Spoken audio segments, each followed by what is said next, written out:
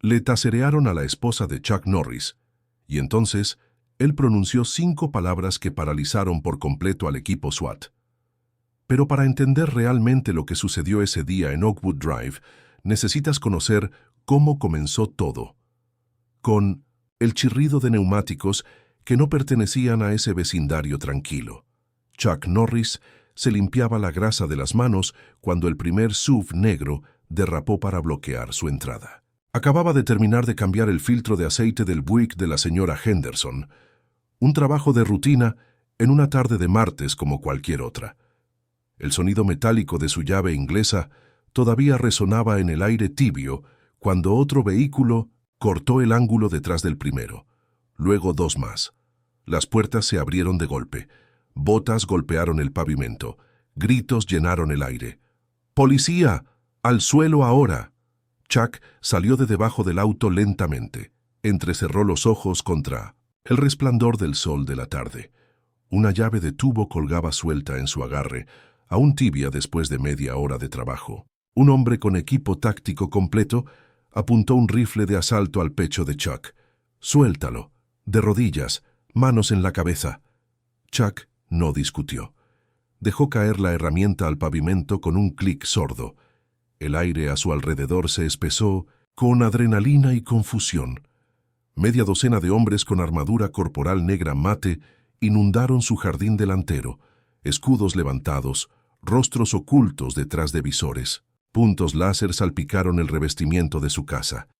Se bajó lentamente, con calma, como si el ejercicio fuera memoria muscular. Porque para él lo era. Manos detrás de la espalda, ladró otro. Manos ásperas tiraron de sus brazos hacia las esposas de plástico. La brida se clavó en sus muñecas. Chuck no se resistió. «Están cometiendo un error», dijo con voz baja. «Cállate y quédate abajo». Las botas lo rodearon como lobos. Las radios crepitaron. Un dron zumbó arriba. Al otro lado de la calle, un vecino se quedó inmóvil con una manguera de jardín en la mano, ojos muy abiertos. Teléfono ya levantado para grabar. El oficial con las rayas, el líder del equipo, se acercó junto a él. «¿Esta es tu propiedad?», exigió. Chuck asintió lentamente desde el concreto. «Ha sido mía durante 27 años. ¿Te llamas Charles Norris?» «Algunas personas me llaman Chuck». El líder del equipo no pestañeó. «¿Dónde está Carlos?» «¿Méndez?» Chuck giró la cabeza ligeramente. «Tienen al hombre equivocado».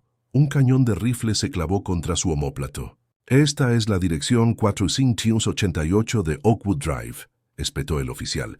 «¿Estás seguro de que quieres mentirnos?» Chuck no dijo nada. El concreto se sentía frío contra su mejilla, pero su respiración permanecía constante. 27 años viviendo en esta casa, y ahora estaba tendido en su propio jardín delantero como un criminal.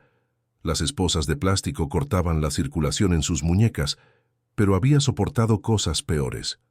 «Verificación de antecedentes», murmuró uno de los operadores, más jóvenes en su radio. Charles Norris, sin alias conocidos, sin antecedentes penales, sin conexión conocida con el cartel Méndez. El comandante frunció el ceño. «Ejecuta otra búsqueda». Chuck observó una hormiga arrastrarse por una grieta en el pavimento. Pequeña, persistente. Sabía exactamente a dónde iba, a diferencia de estos hombres que irrumpieron en su tarde tranquila con armas y autoridad mal dirigida. «Señor». La voz del operador joven tembló ligeramente. La verificación de antecedentes rebotó. ¿Qué significa eso? Bloqueo completo. Nivel de autorización desconocido. Por primera vez desde que llegaron los SV, el comandante vaciló. Chuck podía sentir el cambio en el aire, la pequeña grieta en su certeza. Era como el momento justo antes de que una transmisión fallara. El sonido cambiaba antes de que algo se rompiera por completo. «Necesito revisar a mi esposa», dijo Chuck, en voz baja. «Ella tiene una condición cardíaca. Tu esposa no está aquí». «Todavía no». Chuck mantuvo su voz nivelada. «Pero llegará en 10 minutos con comestibles, y cuando vea esto...» Dejó que la frase colgara. El comandante miró su reloj. Las radios crepitaron con cháter estático. Uno de los operadores más experimentados se inclinó cerca de su oído, susurrando algo que Chuck no pudo escuchar. «Mantengan posiciones», ordenó el comandante finalmente, «y vigilen la calle». Chuck cerró los ojos brevemente. En la distancia apenas audible por encima del ruido de las radios y los motores al ralentí, escuchó el familiar ronroneo de un motor que conocía bien. Gina llegaba a casa. Al final de la calle, un sedán plateado dobló la esquina. Gina conducía despacio como siempre, entrecerró los ojos a través del parabrisas con una bolsa de comestibles abrochada en el asiento del pasajero. El corazón de Chuck se hundió. Se estacionó detrás de la línea de subís. Confundida pero cautelosa, abrió la puerta del auto y salió con 2 bolsas acunadas en sus brazos. Una llena de manzanas, la otra con leche y huevos. 3 oficiales del SWAT giraron. «Suelta las bolsas, manos donde podamos verlas». Gina se quedó inmóvil a medio camino entre el auto y el porche. ¿Qué está pasando?», dijo su voz temblando. «Ahora, señora», gritó un oficial. «Advertencia final». Ella trató de obedecer. Sus manos, rígidas por la edad, se movieron lentamente, demasiado lentamente. La pistola eléctrica disparó. El sonido fue repentino y equivocado, un chasquido agudo y luego un chillido de voltaje.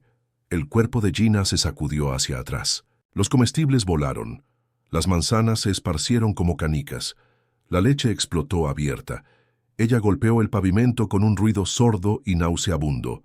«Gina». El cuerpo de Chuck se convulsionó, pero la bota regresó presionándolo de vuelta al concreto. «Quédate abajo, viejo». El equipo se movió sobre ella, armas aún desenfundadas. «Sujeto no cooperativo neutralizado», informó uno por radio. Chuck no pestañeó, no gritó, no maldijo. Solo respiró lento y constante, como un hombre tomando la medida completa de lo que tenía ante él. En su pecho, algo frío y duro se asentó como acero forjado. Una manzana rodó por la entrada, deteniéndose contra su bota. Gina gimió débilmente desde el suelo. Sus dedos se crisparon. El comandante se acercó a ella, pero Chuck ya había visto suficiente. Había tomado su decisión. Entonces levantó la vista directamente al líder del equipo, no al chico que disparó la pistola eléctrica, no a los que tenían dedos nerviosos y caras rojas.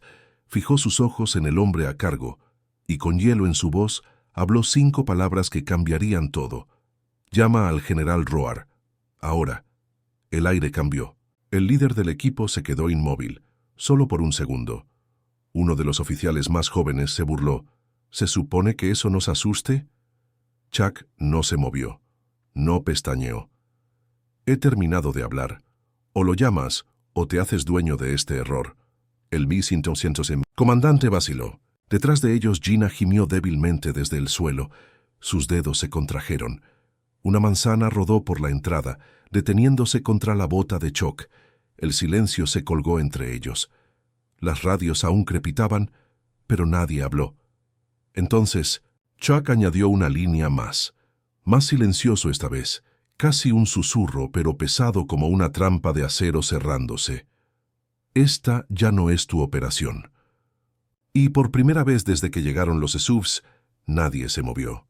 El nombre resonó a través de las radios como un rayo estático. «Llama al general Roar. Ahora».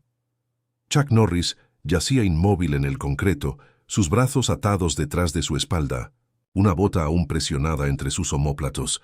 Pero en ese momento no era Chuck en el suelo. Era todo el equipo SWAT, de repente inestable, como hombres parados sobre hielo delgado. El líder del equipo, número de placa 642, comandante D. Mercer, lo miró fijamente. Ojos entrecerrados, mandíbula tensa. «¿General quién?» Chuck no respondió. No tenía que hacerlo. Solo siguió mirando, silencioso, sin pestañear. Ese silencio hizo más que gritar. Uno de los operadores más veteranos, casco medio levantado, sudor corriendo por sus sienes, se quedó inmóvil a medio movimiento. Su voz fue silenciosa, pero todos la escucharon. «Espera», dijo Roar. Los labios de Mercer se contrajeron. «¿Crees que me importa que menciones nombres?» Esto es una orden de narcóticos. Nivel rojo. Coordinación federal. Chuck inclinó la cabeza ligeramente, voz firme. No están en Oakwood Avenue. Las palabras colgaron en el aire como una puerta trampa que acababa de abrirse. Mercer se estremeció. ¿Qué? Esta es Oakwood Drive. Ustedes quieren 45088 Oakwood Avenue. Código postal diferente. Detrás de él, un operador joven del SWAT dejó de escanear el perímetro y buscó torpemente su tableta montada en la muñeca. Tecleó furiosamente. Luego se detuvo. «Comandante», dijo lentamente, «nosotros podríamos tener un conflicto de ubicación». «Podríamos», respetó Mercer. «Señor, esta propiedad está registrada a nombre de Charles Norris, sin alias, sin antecedentes penales, sin conexión conocida con el cartel Méndez». Vaciló. ¿Y qué? El operador tragó saliva. Su verificación de antecedentes acaba de rebotar. Bloqueo completo. Nivel de autorización desconocido. Por primera vez desde que llegaron los SUVs, Mercer vaciló. En el pavimento, Chuck exhaló lentamente. No un suspiro, una cuenta regresiva. «Necesito revisar a mi esposa», dijo. Sin respuesta. «Ella tiene una condición cardíaca, su hombre pudo haberla matado». Mercer miró hacia Gina, aún desplomada en el pavimento. Su blusa empapada en leche y sudor. Su pecho subía y bajaba en un ritmo errático y superficial. La voz de Chuck se endureció. «Ahora». El miembro mayor del SWAT se inclinó hacia el oído de Mercer. «Señor, tal vez deberíamos escucharlo». Mercer negó con la cabeza. «No vamos a cortar las esposas, no vamos a...» «Bolsillo izquierdo de mi chaqueta», interrumpió Chuck. «Mete la mano». «Mira, pero no toques». Mercer entrecerró los ojos. Luego, cautelosamente, se agachó manteniendo una mano enguantada en la empuñadura de su arma lateral. Metió la mano en el bolsillo de la chaqueta de Chuck y sacó una placa metálica. Era pequeña, gastada, los bordes opacos por el tiempo. Pero la insignia era inconfundible. Un águila negra con 2 rayos, garras apretadas alrededor de un símbolo clasificado que ningún civil debería ver jamás. Los ojos de Mercer se agrandaron. «¿Qué diablos es? ¿Esto?» El operador mayor retrocedió 2 pasos. «Señor, eso es nivel 1, eso es protocolo negro, esa es autorización». «¿Autorización qué?», preguntó uno de los novatos. La voz del hombre mayor se bajó. «Ese es Chuck Norris». El silencio que siguió se sintió como si la gravedad colapsara. Nadie se movió. Incluso los niños del vecindario que se habían reunido detrás de los setos con teléfonos en mano dejaron de susurrar. Las radios crepitaron con chatter distante, voces nerviosas desde el comando central. Confirmación en el sujeto, estado del operativo. Mercer se quedó inmóvil, la placa aún en su mano como si pudiera quemarlo. Los otros operadores comenzaron a bajar sus armas lentamente, visores, levantándose, realización filtrándose a través de sus rangos como agua fría. Chuck giró la cabeza. «Corta las esposas». Mercer se quedó inmóvil, conflictuado. Su mano aún agarraba la placa. La voz de Chuck atravesó la quietud, más profunda ahora, pesada con el peso del comando. «Ninguna placa puede anular lo que acabas de hacer. Acabas de taserrear a la esposa de un hombre que solía enseñar a tus superiores cómo entrar a un edificio sin que los mataran». Hizo una pausa. «Suéltame». Mercer finalmente asintió. Uno de los operadores enfundó su rifle y se apresuró hacia adelante con tijeras de trauma. La esposa de plástico se rompió con un chasquido. Chuck se sentó lentamente, frotándose las muñecas. Se movía como alguien 30 años más joven. Hombros cuadrados, respiración constante, ojos calculadores. Se arrastró hacia Gina, arrodillándose a su lado. «Tranquila, cariño». «Te tengo», susurró. Ella hizo una mueca, los labios apenas separándose. «Chuck, ¿qué pasó?» Él miró hacia Mercer con frialdad. «Un error, uno prevenible». El médico se apresuró ahora, tarde a la crisis, su kit repiqueteando abierto junto a ellos. Chuck lo dejó revisar el pulso de Gina, pero su mano nunca dejó la de ella. Al otro lado del césped, otro oficial se apresuró a contactar al despachador. Tenemos una dirección incorrecta. Repito, 1029. Discrepancia de dirección. Necesitamos confirmación sobre la última ubicación conocida del sospechoso Méndez. La respuesta crepitó. Méndez se mudó de 4588 Oakwood Avenue hace 3 meses. 3 meses. Mercer cerró los ojos. La realidad se desplomó como una viga de acero. Chuck se puso de pie lentamente. Su altura no cambió, pero de alguna manera se alzó ahora. Escalaron sin confirmar, dijo sin emoción. Entraron sin verificar. Dispararon sin pensar. Y esposaron a un hombre que solía escribir sus protocolos. Mercer trató de hablar. Chuck no le dio la oportunidad. No neutralizaron una amenaza hoy. Violaron un hogar. Taserearon a una ciudadana de la tercera edad con comestibles. Y están parados en el código postal equivocado. Uno por uno los rifles se bajaron. Los visores se quitaron. La vergüenza se asentó sobre las figuras vestidas de negro como niebla. Chuck se volvió hacia Gina, cepillando un mechón de cabello de su frente. «Vamos a llevarte adentro ahora, ¿está bien?» Ella asintió débilmente. Chuck miró por encima del hombro. «Tu equipo se queda afuera». Mercer comenzó a objetar. Chuck lo cortó. «Y alguien mejor que llame al general Roar, porque la próxima persona que camine por mi entrada, mejor que tenga mayor rango que tú». No gritó. No necesitaba hacerlo. En la distancia, el suave crujido de neumáticos sobre asfalto. Un sub negro final rodó hacia el caos silencioso de Oakwood Drive. El sub se estacionó detrás del vehículo de comando SWAT con calma deliberada. Su acabado mate brillaba bajo el sol de la tarde. Sin marcas, sin identificadores, solo una placa, gubernamental y ventanas polarizadas que no les importaba quién estuviera mirando. La puerta del conductor se abrió y salió un hombre en un traje gris carbón, sin corbata, sin rango visible, pero su presencia era más afilada que las armas aún atadas a la mitad del pecho del equipo SWAT, General James Roar. Cabello plateado cortado con precisión, postura que no se había doblado en décadas. Su mirada barrió el jardín delantero como una evaluación de campo de batalla, midiendo no solo las posiciones, sino el daño. No habló. No necesitaba hacerlo. El comandante SWAT Mercer dio 2 pasos hacia adelante, de repente luciendo mucho más joven que sus 40 y tantos años. «Señor, yo...» Roar caminó directamente pasándolo, directo hacia el porche. Chuck Norris estaba parado en el umbral, enmarcado por molduras blancas descascaradas y el parpadeo suave de una luz de cocina detrás de él. Una mano en el marco, la otra acunando a Gina, quien se sentó en el banco del pasillo con una manta sobre los hombros. Su rostro estaba pálido, pero su respiración era constante ahora. Los 2 hombres se miraron por un largo tiempo, sin saludos. Todavía no. Entonces Roar se detuvo en la base de los escalones, respiró hondo y levantó su mano con un movimiento de práctica perfecta.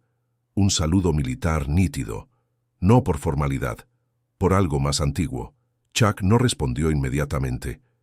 Luego, deliberadamente lo devolvió. La primera vez en 15 años, Roar bajó su mano, su voz calmada pero afilada con acero. «Me dijeron que estabas muerto». La boca de Chuck apenas se movió, solo profesionalmente. Detrás de ellos, el equipo SWAT comenzó a moverse. Cascos quitados, armas bajadas, radios silenciosas. Roar se volvió, examinándolos a todos ahora, su voz elevándose lo suficiente para llevar a través del césped sin gritar.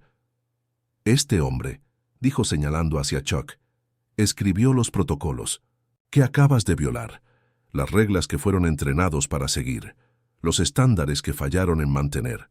Dejó que las palabras colgaran allí. Mercer se adelantó de nuevo. «Señor, teníamos inteligencia». «Tenían suposiciones», espetó Roar, su tono de repente afilado como cuchillo. «Tenían una orden para un hombre que se mudó hace 3 meses, y en lugar de verificar, escalaron.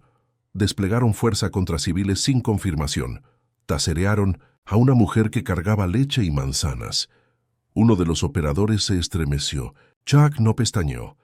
Los ojos de Roar escanearon el equipo hasta que se fijaron en el operador más joven, el que había disparado la pistola Taser.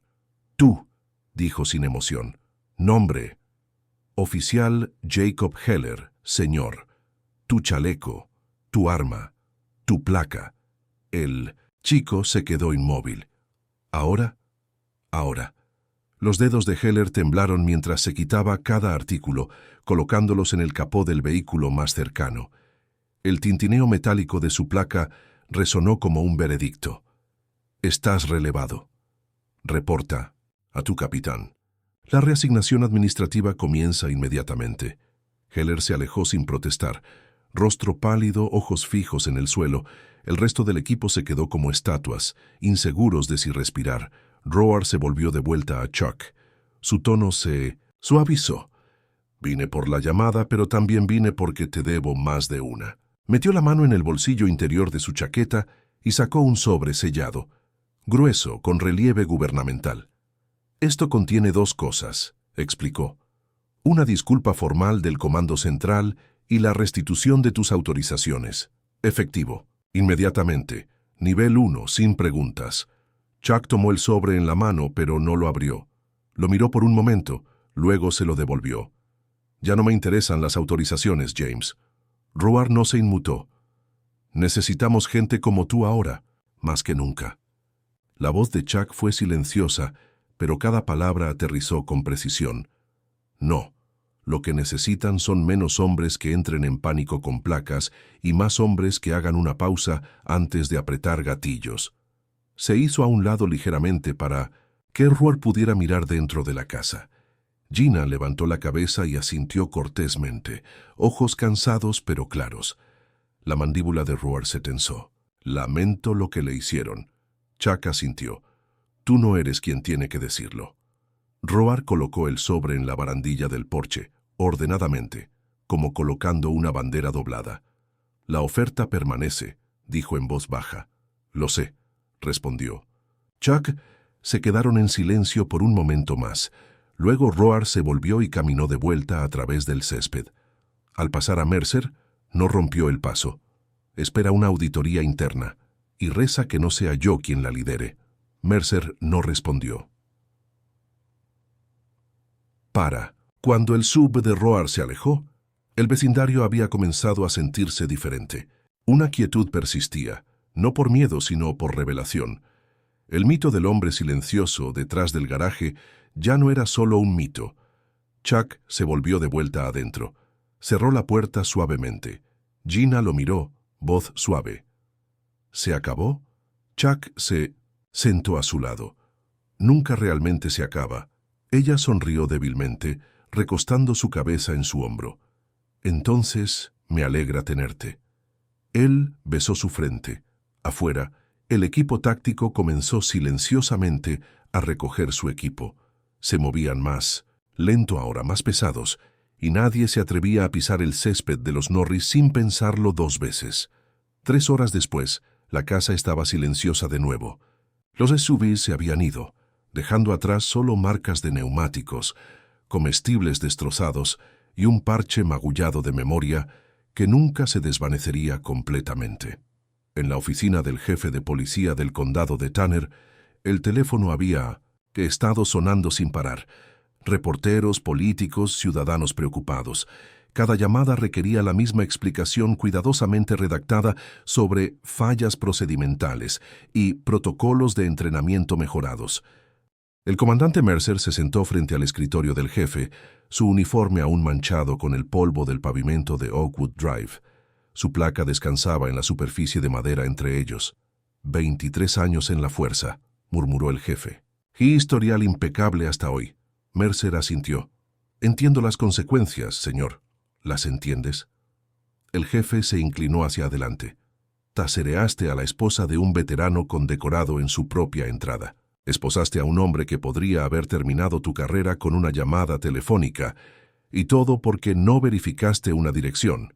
Sí, señor. Suspensión administrativa, 30 días sin pago, entrenamiento de reintroducción obligatorio. El jefe hizo una pausa.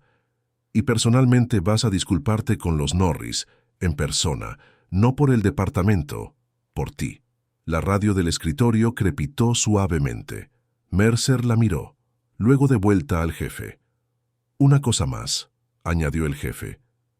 El General Roar solicitó específicamente que lideres el nuevo protocolo de verificación de direcciones. Aparentemente, cree que los errores enseñan mejor que los éxitos. Mercer parpadeó. Señor, vas a entrenar a cada oficial en este condado sobre lo que salió mal hoy. Personalmente. Por primera vez en horas, Mercer sintió algo parecido. Al alivio. Justicia, pero también oportunidad de reparación. Sí, señor, entendido. Esa tarde Chuck se sentó en el porche trasero con una caja de herramientas a sus pies. Estaba apretando las bisagras de la puerta del viejo cobertizo del jardín. El sol se ponía un naranja óxido cálido derramándose por el horizonte como melaza. Gina salió sosteniendo 2 tazas de café. «Están hablando de ti otra vez», dijo suavemente. Chuck no levantó la vista. «Que hablen. Te han convertido en algo», añadió. «Una lección, un movimiento». Chuck apretó un último tornillo. Luego se limpió las manos con una toalla vieja. «No dije esas palabras para ellos. Las dije por ti». Gina no respondió, solo se sentó a su lado y le entregó una taza. Bebieron en silencio por un tiempo. El tipo que solo sucede entre personas que sobreviven juntas. Ella se acercó tocando su mano. «No solo detuviste a un equipo SWAT, Chuck.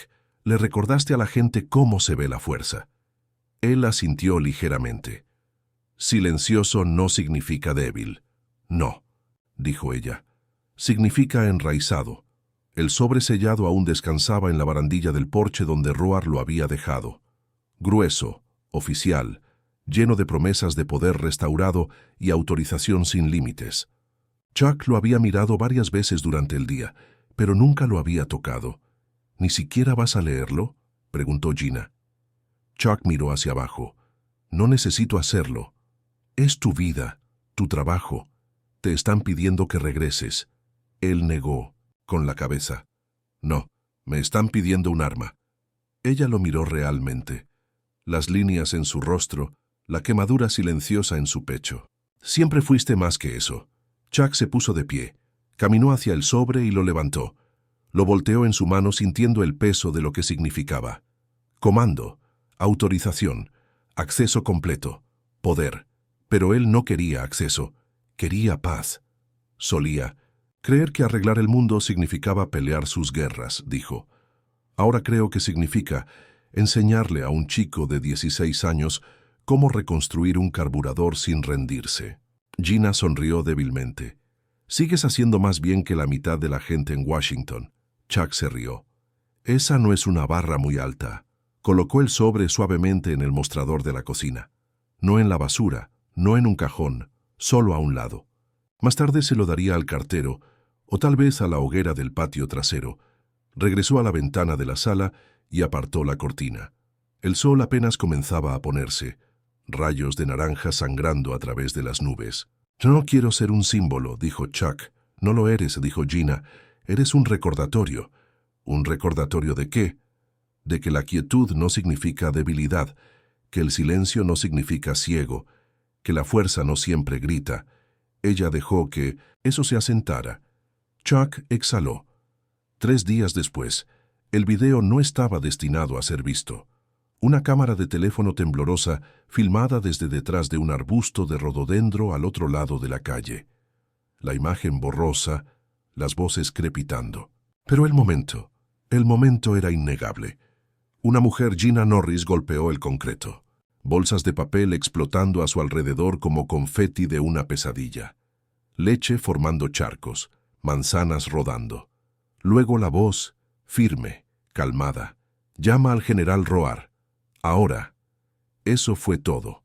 5 palabras habladas desde el suelo, manos esposadas detrás de su espalda. Habladas no con miedo, no con ira, sino con una certeza que hizo que toda una unidad SWAT se congelara en su lugar. El clip llegó a un grupo local de Facebook el jueves por la mañana. Para el jueves por la noche estaba en la portada de Reddit. Para el viernes por la mañana tenía 2.7 millones de visualizaciones y un hashtag en tendencia. Protocolo de 5 palabras. Y luego vinieron las preguntas. ¿Quién es el anciano? ¿Qué tipo de hombre habla así a una unidad táctica completamente armada y gana? Y más urgentemente, ¿cómo consiguieron la casa equivocada? En la preparatoria Oakwood Hills, el director Everett hizo una pausa en los anuncios matutinos para dirigirse a la clase junior. Hay un hombre en nuestra comunidad que podría haber quemado esta ciudad hasta los cimientos después de lo que pasó. No lo hizo. En cambio, todavía se presenta cada martes para enseñar a nuestros estudiantes cómo arreglar motores y mantener la cabeza baja cuando el mundo se pone ruidoso. En el taller de automoción, un grupo de adolescentes miró el banco de herramientas vacío al frente del aula. Uno de ellos susurró, «Él regresará». Otro asintió, «Siempre regresa». En el departamento de policía, la sala de sesiones informativas se había vuelto diferente. Los oficiales entraban más silenciosamente, hablaban más bajo. El video se había vuelto entrenamiento no oficial. Lo que no hacer como la autoridad real se ve diferente de la fuerza bruta. El sargento Rodríguez colgó una foto en el tablón de anuncios, no de Chuck, sino del resultado. Gina Norris, ayudando, en un refugio local de veteranos la semana pasada, sonriendo tímidamente mientras servía café a hombres que la reconocían del video. Resistencia, había escrito debajo. Se ve así. En la ciudad las cosas habían cambiado sutilmente. Los coches policía pasaban más despacio por Oakwood Drive. Los oficiales saludaban primero ahora. 3 semanas después, principios de otoño. Oakwood Hills. La patrulla tosió una vez, luego murió. El oficial novato adentro golpeó el volante. Vapor se curvó desde debajo del capó.